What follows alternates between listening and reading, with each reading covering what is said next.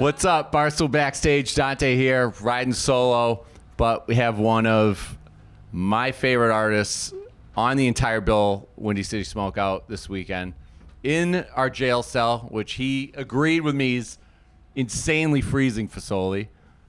Parker McCollum, what up, my man? What's up, man? How you doing? Thanks for having me. Great. Thank you for coming through. Yes, sir. Dude, I have been in love with your music for so long. I'm not just cheesing you. I don't say this to everyone that comes through here. Oh, thank you. When it came through our PR that we were getting you, I was like... I don't think I've ever done anything with Barstool. I think this is my first ever. Honored. I've been a fan for a long time. Absolutely honored. I've been waiting on the call. Texas guy? Texas born and raised. What part? I mean, it's like its own country. What section? What area? I grew up just north of Houston in a town called Conroe, and then my mom moved me to the high school, or moved me to the Woodlands to go to high school against my will, and it turned out to be one of the greatest probably decisions she ever made for me. But Conroe is home, and or is where I grew up, and then I live just north of San Antonio now. Nice. San Antonio is beautiful. It is hot. Houston, not so much. I love Houston. If you're from there, you love it. If not, you probably don't like it. But Dude, it's so humid. It's so big. Texans are so good. Everybody wishes they were from there right now.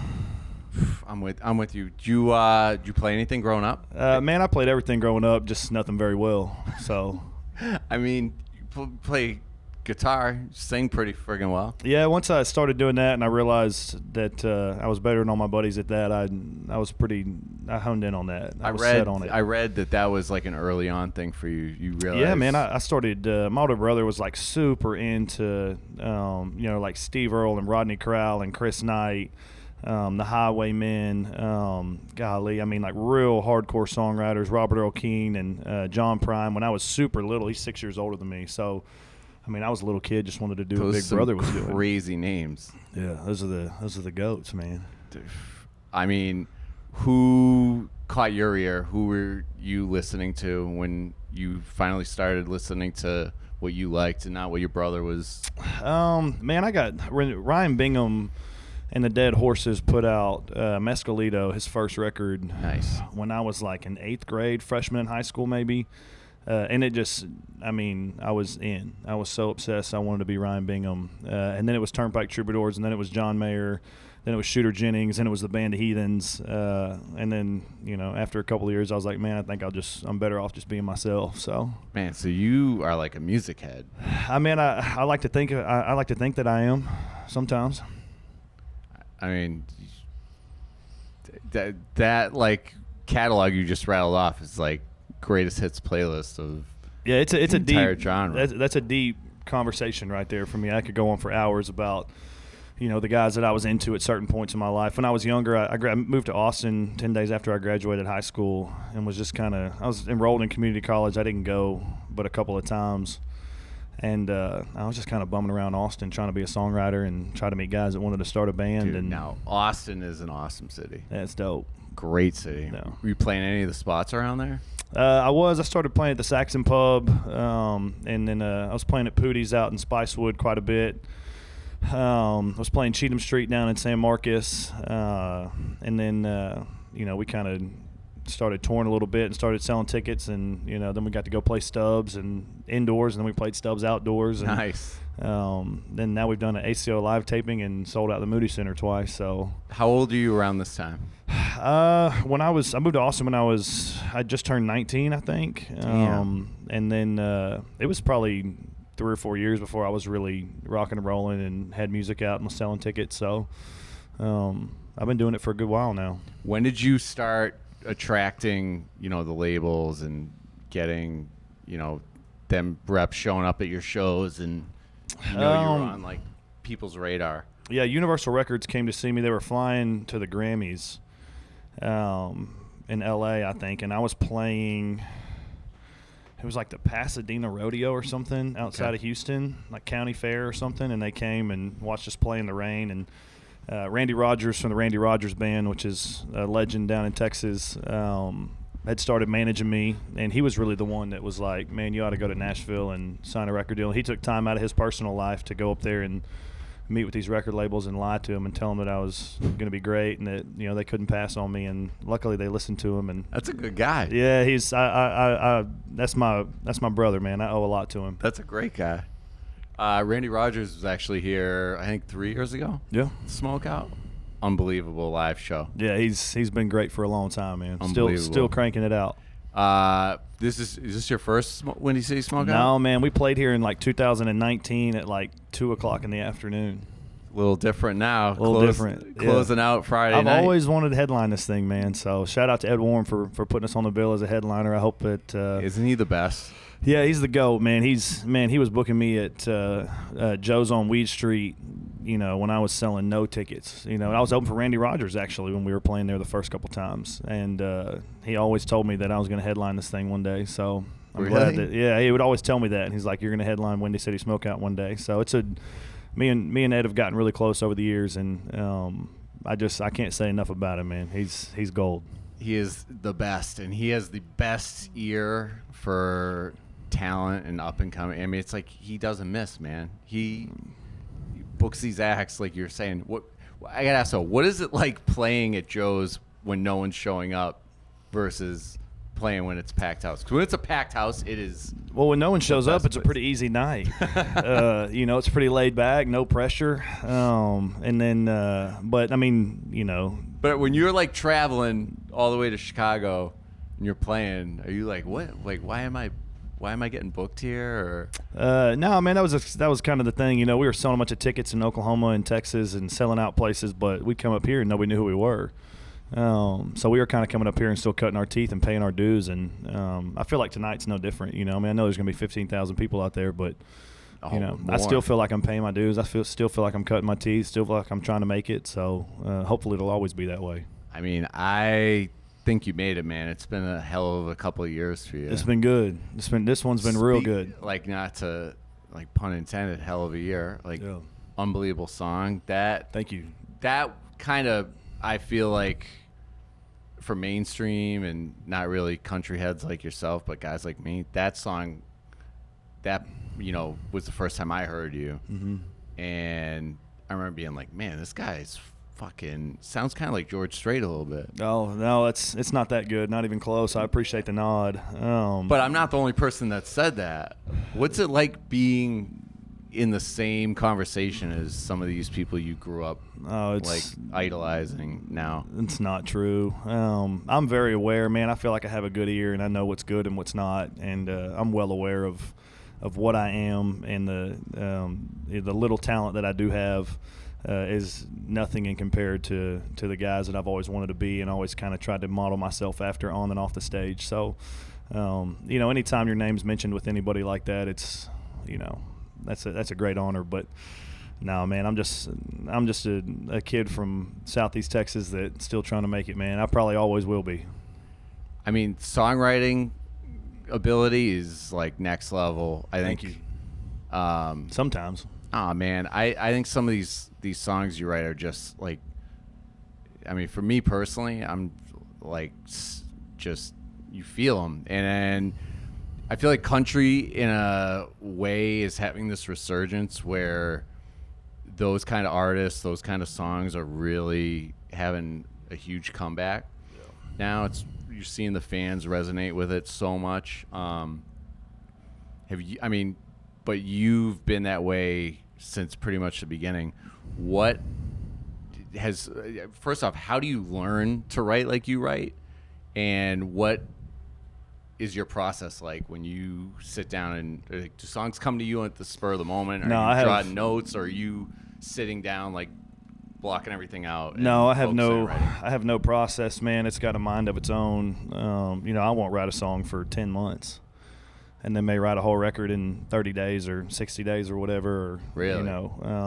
It's kind of a wild thing. Your entire everything you've worked for and everything you built, is dependent on whether you catch a wave like that again, and that magic shows up on your door again, and nothing guaranteeing that it will, which is scary sometimes. But I don't know, man. I've never tried to force it. I've always tried to be super genuine and authentic, and whether it was well received by the masses or not. I've just always been like, man, that's what I was feeling at the time. That's what I sat down and wrote the song. That's what came out. I didn't try to engineer anything. I've never sat down and been like, I want to write a hit, or never been like, I want to write a number one or anything like that. I just sit down and write it, and hopefully they love it. And if they don't, I'm going to sing it anyway. So, and probably have to go write some more, and hopefully they'll love those. But it's I don't know, man. I have no process. People always tell me one thing. It seems common. People always tell me, they're like, "Man, you know exactly who you are. You've always known who you are."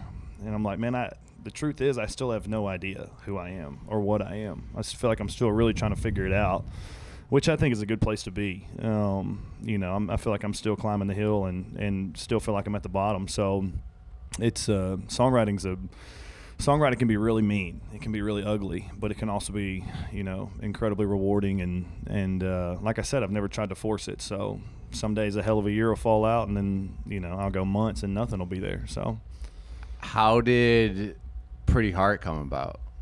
Oh, man. That is, I think. So I'd found a video on my phone from like 2 years prior. This was 2019, so I'd probably written it about 2017, and it was me singing "What Does That Say About Me? I Could Love Somebody Like You" over and over and over again. And I'd never co-written before with anybody but my brother. And I was actually in Nashville doing a co-write with a guy named Randy Montana, first time we ever met. And I sang it, "What does that say about me? I could love somebody like you." And he was like, what if it was, "What does that say about me now that I broke your pretty heart?" And I was like, I really didn't like it. But I was like, I'm never going to finish this song or really write anything else to it. I was like, we might as well. So we wrote it, and that was it. Oh, man, I can't believe I'm going to tell the story. There's a girl I dated a long time ago, and I showed her like the acoustic demo for this song we had written. And she was like, "That's a hit song. That's a hit song." And I was like, "No, it's not. It's not even good. You don't know what you're talking about." And went on to be #1 double platinum selling song, probably the biggest song I've had until "Burn It Down." It's one of my favorite songs I've ever heard. Thank you, honestly, thank you. And so it's been great. And so what do I know? I didn't think it was really that special. And then it's funny. I love asking artists questions about songwriting, because to me it's like superpower. Honestly, I feel like you're either like born with it, or you work tirelessly at it to get even decent at it. But like normal people can't just sit down and I'm gonna write a song. So it blows my mind. People as talented as you always say, you don't know if you have a hit on your hands or not until it's like out there. Sometimes I know if a melody, I'll lean into it really hard, and I'm like, man, I know this is special. I've had a few of those, but I've also been wrong. I've thought some were special that no one. There was a song on my last record called "Too Tight This Time." It's the only song I've ever recorded that I actually listened to like it's someone else's song. It's the only song I've ever recorded that I actually will go listen to like I will, anybody else. And I thought that song was going to just kill it on the record, and I don't think anybody ever even listened to it. So isn't that the weirdest thing? Yeah, it's odd. I was just so in love with that song. I was really proud of it, and I felt like I hit the nail on the head with that one. So I've been wrong more than I've been right, but I'm blessed to say I've gotten to be right a couple times. I love it. Are we gonna have to update the album name now that you got diamond chain on too? Oh man, we're down to. I used to wear 3, but man, I've always loved jewelry, man. Like I said, I grew up just north of Houston, so Houston rap, Slim Thug, and Big Mo, and Lil Kiki, and Paul Wall. I was really into those guys when I was growing up, and I still am. And Paul Wall messages me on Instagram all the time. Up. Yeah, it's really cool. I hate to name drop. I'll pick it up. No, he's the fucking man. Yeah, dude, and he's been the man since I was a kid, and it's just funny that he like even knows who I am now. But I was always aware of those guys, and I always thought their jewelry was cool and their cars were cool, and I always kind of wanted that. But I just wanted to have it on a big ranch. And you got a great circle of friends, man. I know we were talking about this before we started recording, but boys with Jimmy Buckets. Yeah, he's a Texas boy. Is that how you guys met? He's from Tomball, Texas, which is probably a half hour from my hometown. And he had messaged me one day several years ago and was like, "I didn't know you were from Conroe." And so it's the story of how we actually, the first time we met in person, I'll probably never be able to tell, but it's a great story. But anyways, we ended up meeting in person, and then he's come out to a couple shows, and I've gone and seen him and sat courtside at a couple of his games, and he always comes over and says what's up before tip off, and just a super, you see him on the court, and you're like, this guy is gonna kill somebody. I mean, he's an incredible competitor and unbelievable athlete. Nicest guy on the planet, but nicest dude in the world. It's I mean, crazy. off the court, he's just a G, man. I mean, it's crazy. Yeah, he's a real gentleman. And loves country music. Loves country music, yeah. And he's always bumping like Pretty Hard and stuff in the locker room for the Heat. And he's like, I guess the rest of the team's not real big on it, but he's like, I don't care. He's like, we listen to what I want to listen to. So he's been great, man. He's always, he'll post my songs on his story on Instagram or whatever, and that goes a long way, just getting eyeballs on it. So he's a good dude, and I won't hear from him for like 2 or 3 months, and then he'll text me and be like, I'll see you in 3 hours. I'm like, all right, come through. That's great. Have you cut anything with him? No, not yet. He sent me a bunch of songs off. He's been telling me he's got a lot of songs. Yeah. He sent me a couple of them and just asked me what I thought. And man, he's so talented. He could probably go ice skate if he really wanted to. He got up and did Tipsy last night karaoke. Wow. I gotta show you the video. I would love to see that. Karaoke is my least favorite thing in the world, but what's your gun to your head? What's your go-to karaoke song? I don't do karaoke. I don't do karaoke. You don't do anyone else's songs? No. I mean, I'll cover songs like on our show, but like karaoke is like, I think it's probably my least favorite thing in the world. Like, I really don't like to listen to people sing badly. But you're not singing badly. Yeah. I'm getting up there and I'm singing badly. Yeah, but you can't go to karaoke and just walk in, sing your song, and leave. Like, you got to listen to the other people, and I don't want to do that. Dude, I got a place in Austin, Egos, which that is like competitive karaoke. Yeah. Those people are not playing around. Yeah, isn't that right? Like South Congress in Barton Springs. Yeah, yeah. It's in a parking garage. I used to live like 30 feet from that. I love when I go to Austin. Every Sunday night I make sure I go there. It's like one of my favorite places. Oh yeah, because the people that There's show always up, a line out the door. Yeah, man. Yeah. The people that show up are like performers. They're not like clowns. Yeah, they're serious about it. I'm getting the hook. I got to get you out of here. Parker McCollum, everybody. Cannot thank you enough, man. Yeah, thanks, bro. Appreciate y'all's time. Can't wait to watch your set.